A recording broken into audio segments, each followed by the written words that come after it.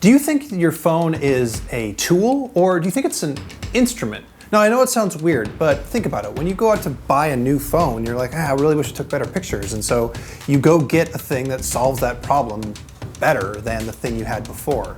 But what if that's all wrong? You're thinking of your phone like this thing, like a hammer. But what if it's not like that? What if it's more like this thing? An instrument. I've been obsessed with phones for like 20 years, actually. Oh God, 22 years. My first phone was a Mountain Dew Extreme Network pager when I was in high school. Oh God, okay. Anyway, I've been obsessed with phones for 20 years. I've been writing about them for like 15 years. And in that time, I have learned a lot about phone specs. The Snapdragon processor and megapixel that and color gamut and blah, blah, blah, blah, blah. I do believe that specs matter, but I also think that we probably spend way too much time arguing about them. Specs make your phone a better tool. If you've got, I don't know, a better camera, it's going to take better photos. The deal with a tool is you use it to solve a task and then you put it away and then you get a different tool to solve another task. So the best hammer in the world isn't going to help you cut down a tree, just like the best, most beautiful screen in the world isn't going to help you if you drop your phone. You might need a different tool for that. So what you want to do when you're picking out a phone or any technology is don't think of it as just a single thing to solve a problem. Think of it as something that you kind of need to have a relationship with. Look, the tool thing, it's not a very good metaphor, but I think there's a better metaphor, one that can help you have an actually good relationship with your phone and hell, with most tech. And that metaphor is the one I said earlier. Think of your phone as a musical instrument. I think the first thing that happens when you think about your phone as an instrument is that you tend to care about it more, the way that a musician cares about their instrument. It's not some foreign thing to you that's like being inflicted upon you. It's actually something that you participate in, that you actually enjoy using. The first time you pick up any musical instrument, you suck at it. I mean, you are deeply, deeply bad at playing that thing. And you know what? The same is true with phones. You have to learn how to use it and you can get better with it over time.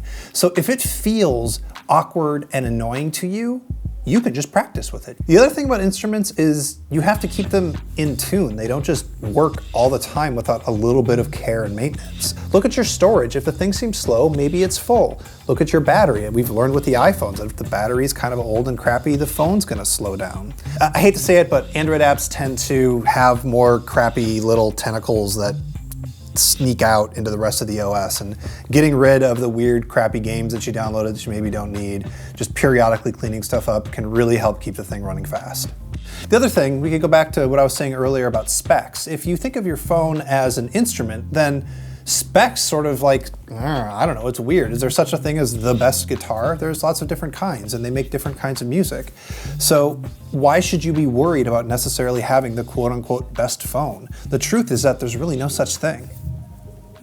Now, if you're anything like me, you're probably thinking, you know, this metaphor isn't that great. It's kind of broken down. Actually, yeah, that's what metaphors do. They break down. Words have got a wide array of meaning. So, I don't know, instruments can be used to just measure things, and tools can be used to make beautiful, amazing art. Are you gonna use your phone to just consume junk, just endlessly scroll Twitter and feel bad about what your friends are doing on Instagram? Would you sit and listen to really crappy music that you hate? No, what you do on your phone should make you feel good, or if it's work stuff, it should make you feel productive. And here's maybe the most important point. If you really think about your phone as an extension of your mind, then the things you do on your phone are an extension of what you are and who you are.